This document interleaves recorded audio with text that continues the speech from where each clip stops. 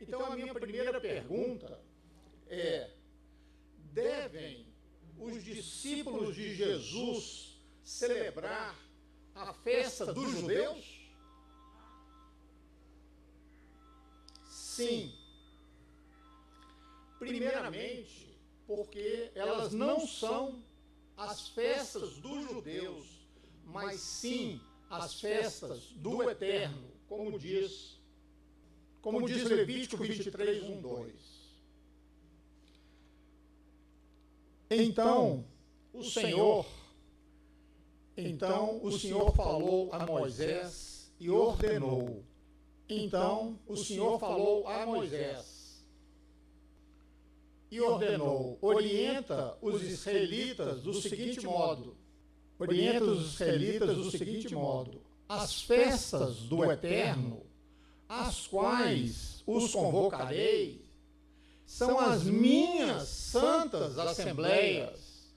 Estas são as minhas solenidades. Quem está falando? O próprio Deus. Ele mesmo está dizendo que não tem esse negócio de festa dos judeus. Orienta que as festas de Yahvé, as festas do Eterno, as quais os convocarei, são as minhas santas convocações, as minhas santas assembleias. As festas são do Senhor, não são dos judeus. Os judeus praticam, celebram, porque é um mandamento do Senhor, mas é uma festa para todos.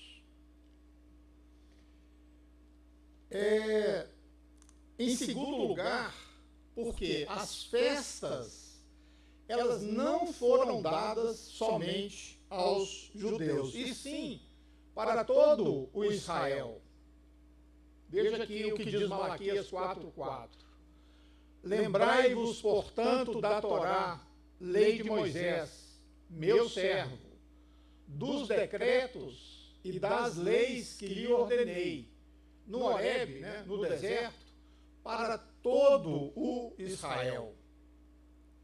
Em terceiro lugar, e talvez essa seja a principal razão, é simplesmente porque Deus ordenou que celebrássemos. Basta somente isso, bastaria somente isso.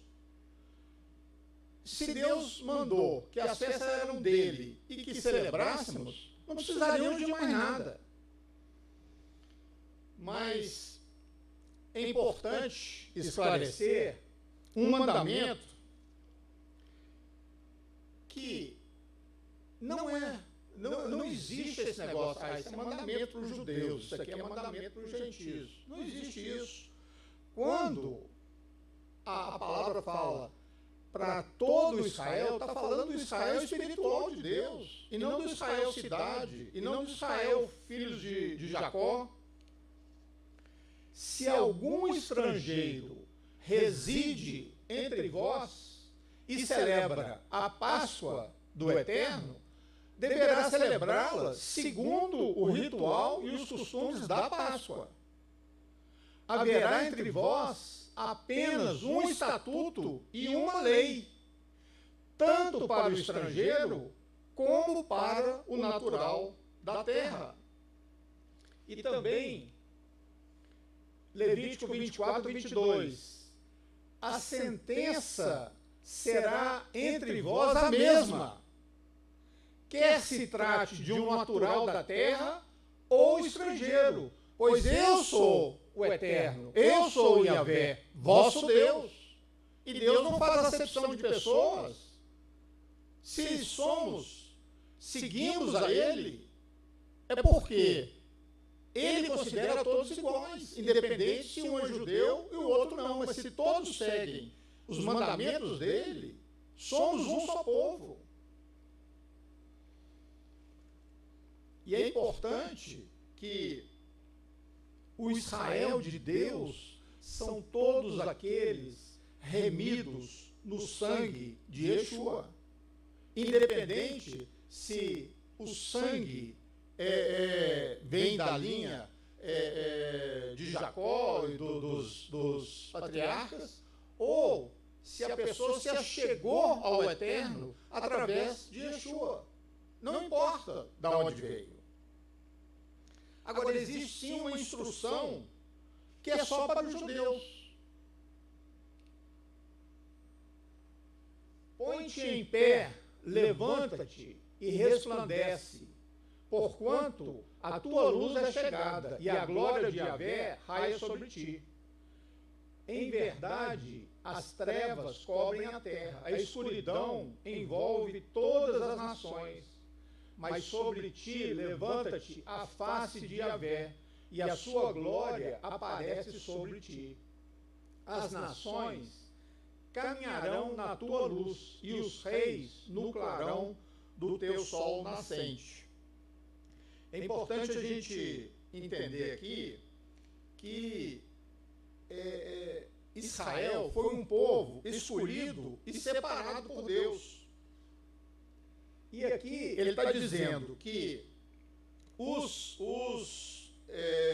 judeus têm um mandamento de levar a luz para o mundo e abençoar aqueles que estão com ele, né? Que estão com o Senhor. Então, esse mandamento é dos judeus, né? Como uma luz que brilha no mundo, porque receberam a Torá do Senhor e essas instruções devem ser espalhadas para o mundo para que as outras pessoas possam ser iluminadas e fazer parte do povo de Deus. Em Levítico 20, de 24 a 26, diz o seguinte: eu, Yahvé, o Eterno, vosso Deus, vos separei desses povos maus. Fareis distinção entre o animal puro e impuro, entre a ave pura e a impura. Não vos torneis, vós mesmos, imundos por meio de animais, aves ou qualquer criatura que se move rastejando sobre a terra, os quais separei de vós, por serem eles impuros. Sereis consagrados a mim, pois eu, Yahvé, o Senhor, sou santo e vos separei de todos os povos para serdes exclusivamente meus. O Eterno separou um povo para ser referência para as nações. Mas por que será que eles escolheram o povo judeu, né? O povo de Israel? Simplesmente porque foi promessa de Abraão. E o Senhor cumpre as suas promessas. Olha o que diz lá em Gênesis: abençoarei os que te abençoarem, amaldiçoarei aqueles que te amaldiçoarem. Por teu intermédio, abençoarei todos os povos sobre a face da terra. Ele não vai abençoar só os judeus. Ele vai abençoar todos os povos da terra. E olha o que diz em Gálatas, no Novo Testamento: desse mesmo modo, as promessas foram feitas a Abraão e ao seu descendente. A Escritura não declara e aos seus descendentes, como se referindo a muitos, mas exclusivamente ao seu descendente, transmitindo a informação de que se trata de uma só pessoa, isso é, Yeshua, o Messias. Em outras palavras, a lei que veio 430 anos depois não anula a aliança previamente estabelecida por Deus, de maneira que venha a invalidar a promessa. Abraão era um homem justo, porém numa terra corrompida, e ele foi escolhido por Deus para ser o pai de muitas nações. A lei de Deus foi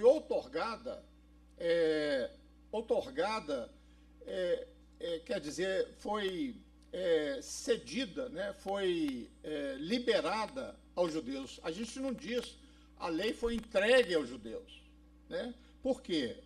Porque ela é entregue a todos, né? Se falasse assim, o Senhor entregou a lei a Moisés, aos judeus.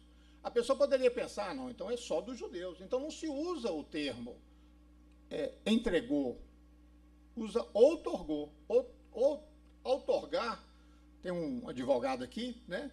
Outorgar é ceder o direito a alguém, mas não é propriedade de ninguém.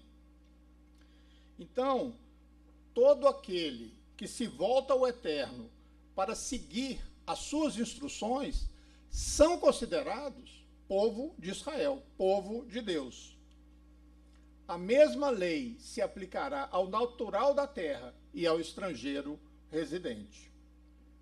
Um dos propósitos da vinda de Yeshua foi reunir as ovelhas perdidas de Israel que foram dispersas. Yeshua veio abrir uma porta que nos reconcilia com o Eterno, como diz a palavra. E se Israel estava desligada do Eterno, é porque eles transgrediram a lei do Senhor, e o pecado faz separação entre Deus e nós. Mas a porta que Yeshua abre é uma porta para aqueles que se arrependem da vida que tinham. Mas essa fase do arrependimento é apenas o começo, não termina ali. Muita gente pensa assim, não, eu já me arrependi, agora pertenço a Deus, não preciso fazer mais nada. Posso seguir minha vida tranquilo, já sou salvo. E não é bem assim. Porque o arrependimento, ele permite que a gente passe pela porta. Mas essa porta, depois que passamos, o caminho, ele é estreito. Você tem que obedecer ao Senhor, você tem que mudar de vida, você tem que deixar essas coisas que te separavam de Deus para trás e seguir uma nova linha. Isso é importante. Essa porta, a Bíblia fala que é estreita. Eu acho que além de estreita é baixa. Porque além de você passar de lado, você tem que passar abaixado. Porque não dá, é uma porta muito estreita. Mas é essa porta que o Senhor quer que nós passemos. E por que o caminho é estreito? Porque nós sempre temos a tendência de fazer o mal. O pecado faz parte da nossa estrutura. Nós somos sempre tentados ao mal, e é somente a palavra do Senhor, a confiança nas promessas do Senhor é que nos fazem caminhar por esse caminho estreito, sem essa velha natureza de pecar e repetir o pecado e não sentir nada, não sentir nenhum aperto no coração quando estamos pecando contra Deus. O argumento também usado que depois do sacrifício de Yeshua não tem mais sentido obedecer nada da lei, isso não é verdade. Porque será que o Senhor derramou o seu sangue inutilmente? Será que todo o sacrifício, né, toda a vida dele dedicada à nossa salvação foi em vão? E outra coisa,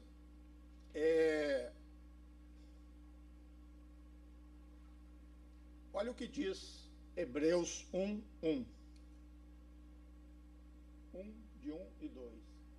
Havendo Deus, desde a antiguidade, falado em várias ocasiões e de muitas formas aos nossos pais, por intermédio dos profetas, nestes últimos tempos nos falou mediante seu Filho, a quem constituiu herdeiro de tudo que existe e por meio de quem criou o universo. Será que as festas listadas lá em Levítico 23, elas são somente para os judeus? Não. As festas são para o povo de Israel. E ele fala na palavra que é estatuto perpétuo, quer dizer, uma coisa eterna, para o resto da sua vida. E para você passar para os seus filhos passar para os seus netos e ir em frente. Estatuto perpétuo. E é sempre importante lembrar que quando Israel deixou o Egito, né, no Êxodo, saiu do Egito, liberto, não foram só os judeus que saíram, várias outras pessoas se juntaram ao povo e saíram juntos. E essas pessoas também seguiram aquilo que estava, aquilo que Deus determinava. E elas foram consideradas também povo de Israel. Não é porque não eram judeus, pelo contrário, eram egípcios, que muitas vezes fizeram parte das atrocidades, às vezes, contra eles mesmos, de chicotear, de bater, de pesar, e mesmo assim se juntaram a eles. Não há como a gente fazer distinção entre judeus e gentios quando a gente se refere à fé num Deus único, num Deus um. As Escrituras falam e repetem que o povo de Israel é composto pelos ramos enxertados e pelos ramos naturais. São esses ramos enxertados e os ramos naturais é que fazem a oliveira florescer, cuja raiz é Yeshua, é o Messias. Os que se achegam a Deus através de Jesus, através de Yeshua, não é uma coisa nova, por exemplo, para o apóstolo Paulo, pois toda a história dos hebreus sempre existiu aqueles que foram considerados como o povo de Israel, né? Ruth, Raabe, né?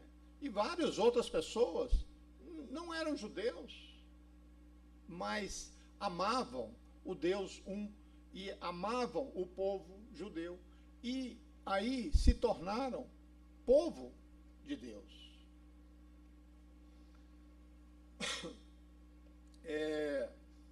Mas muitos dizem mas não são só 4 mandamentos para os gentios obedecerem, como está lá em Atos 15. Se você analisar de uma forma simplista, até parece que cumprindo os 4, acabou.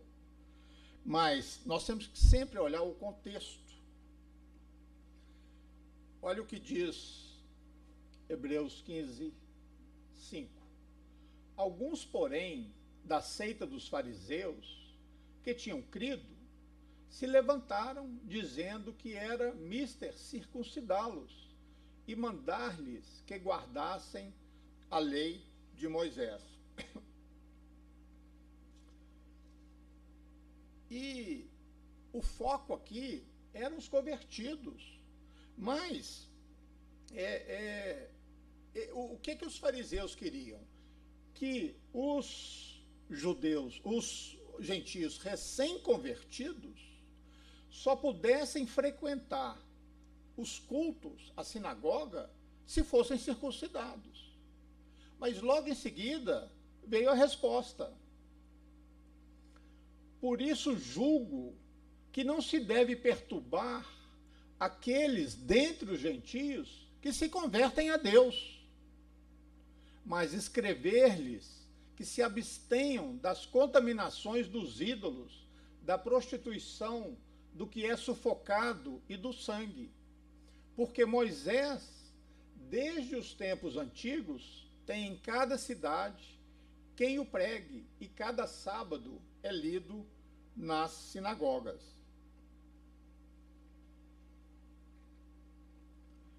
Tiago considerou que naquele momento a circuncisão não era uma coisa importante para aquele momento, porque tinham outras coisas que deveriam seguir, e eles tinham hábitos de, por exemplo, de idolatria, de comer sangue, de comer animal sufocado. Então, Tiago considerou ali que era mais urgente começar com aquilo que eles tinham como costume, e aos poucos eles iriam aprendendo o resto. Tanto é que no capítulo 21 ele fala claramente aqui, porque Moisés, desde os tempos antigos, tem em cada cidade quem o pregue, e cada sábado é lido nas sinagogas. Então, em vez de criar barreiras para aqueles que querem se achegar a Deus, nós devemos facilitar. É deixar que eles têm certas coisas que são inegociáveis. Por exemplo, a pessoa vir para cá e sair daqui e adorar ídolo, é inegociável, então não dá. A pessoa que come sangue, que sangue é o símbolo da vida, é inegociável. Então, o que Tiago fez? Vamos deixar as coisas mais importantes que eles têm costume de fazer, e depois, aos poucos, eles vão aprendendo. Nós nunca podemos cercear o caminho daquele que quer se chegar a Deus.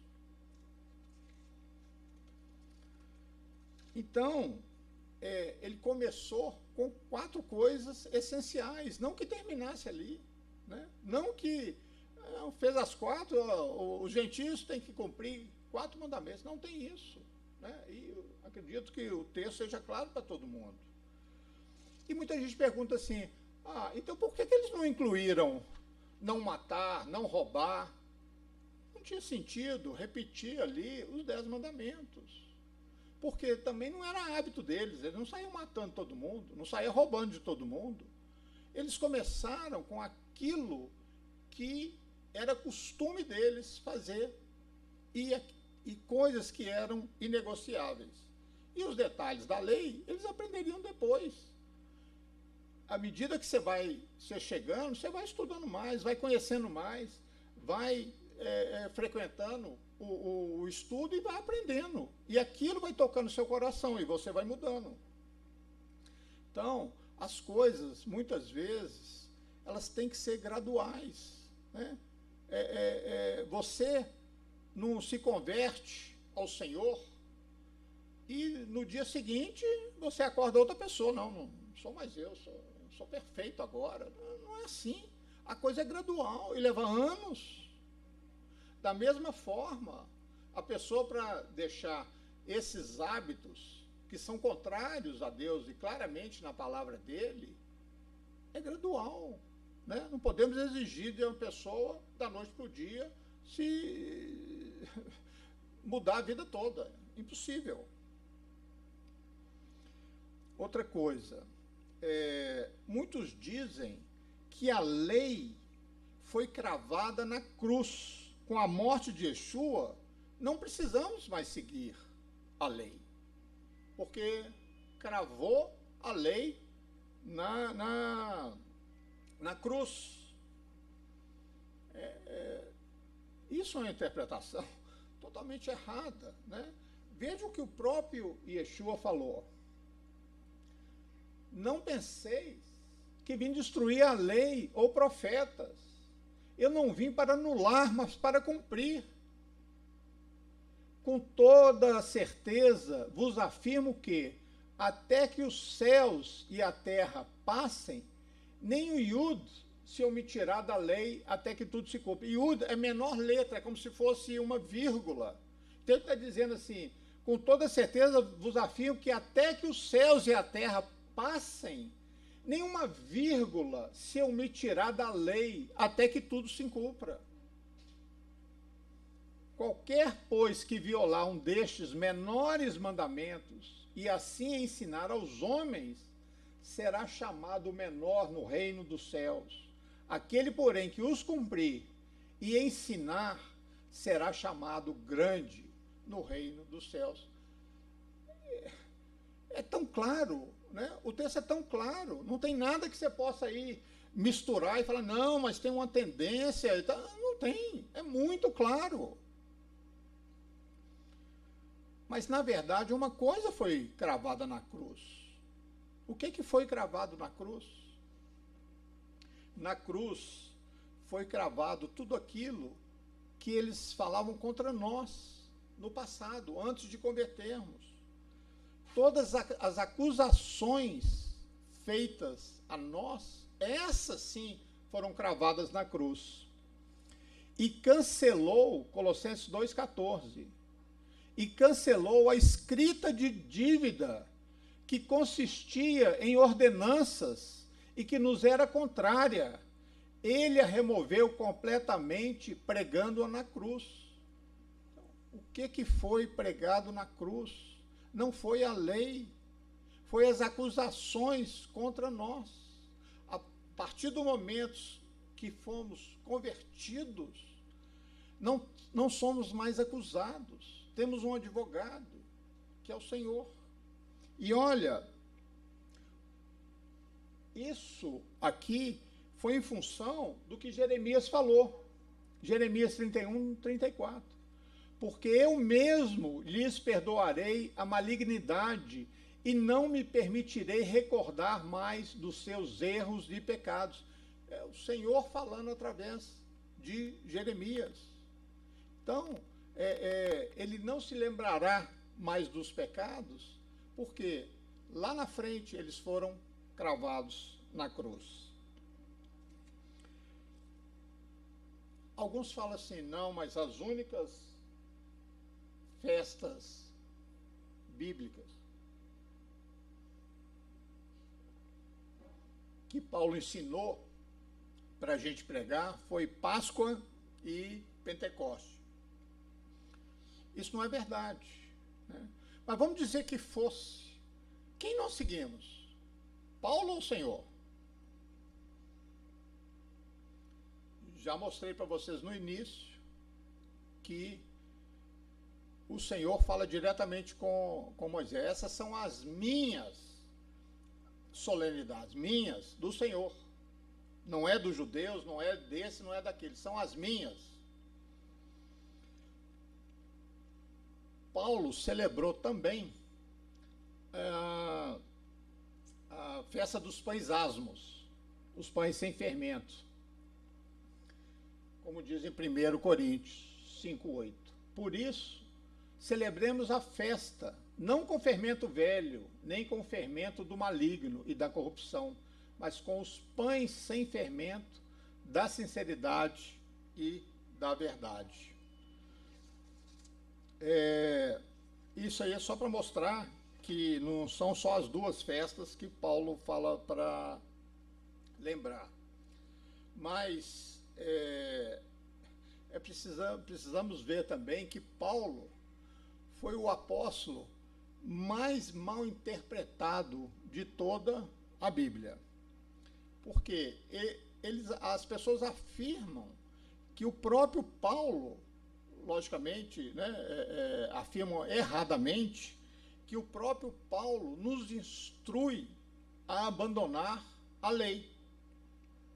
Paulo nunca fez isso.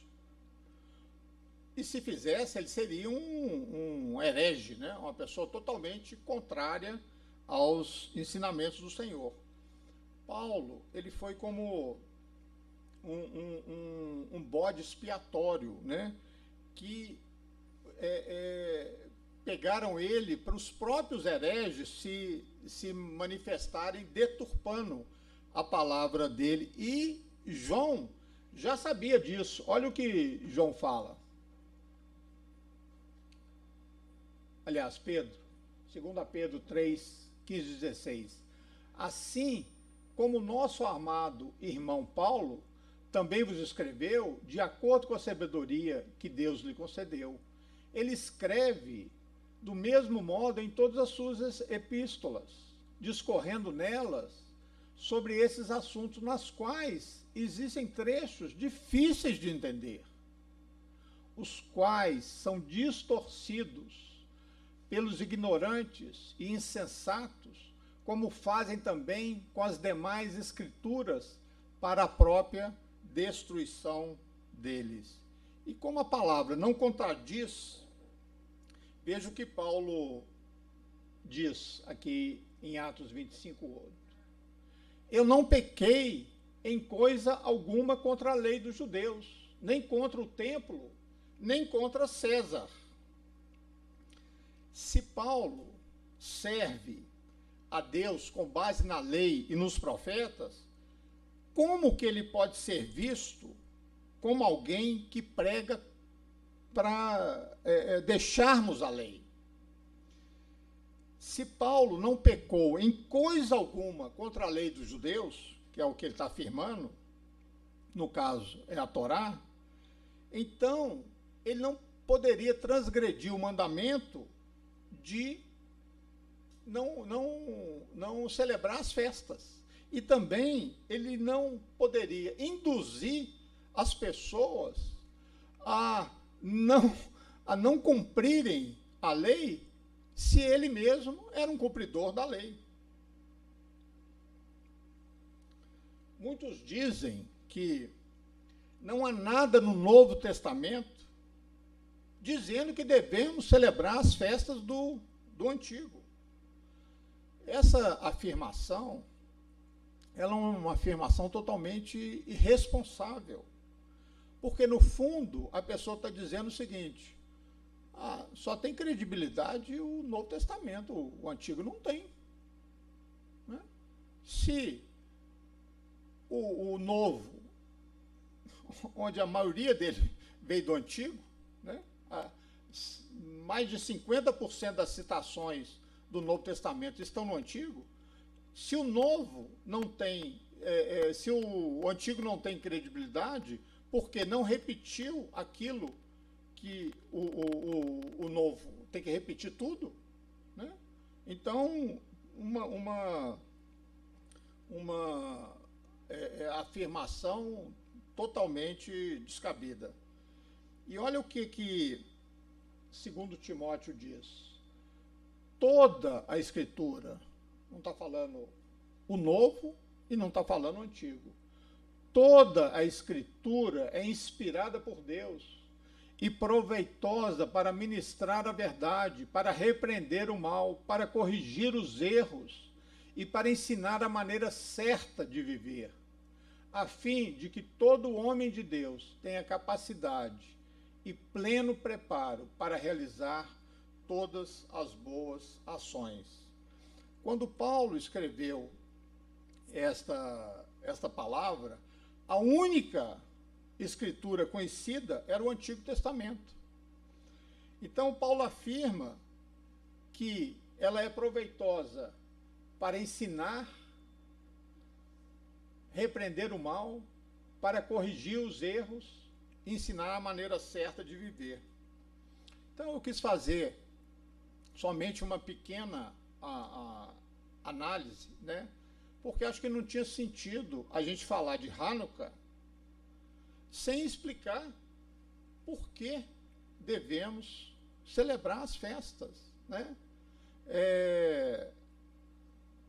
Eu sei que é tradição, né? Nós temos uma Páscoa que não tem nada a ver. Às vezes a pessoa pergunta assim: você que é judeu celebra a Páscoa judaica ou a Páscoa cristã? Eu falei assim: tem duas? Eu conheço uma só. Então, as nossas festas, né, que são as festas do Senhor, elas têm que ser celebradas de acordo com o que o Senhor falou, que as festas, na realidade, são deles, são dele, não são nossas. Isso eu mostrei logo no início. Então, espero que a explicação tenha julgado por terra, né, alguns preconceitos, alguns dogmas, e gostaria então de desejar a todos vocês um Shabbat Shalom e um Hag Sameach Hanukkah, que é uma feliz festa de Hanukkah.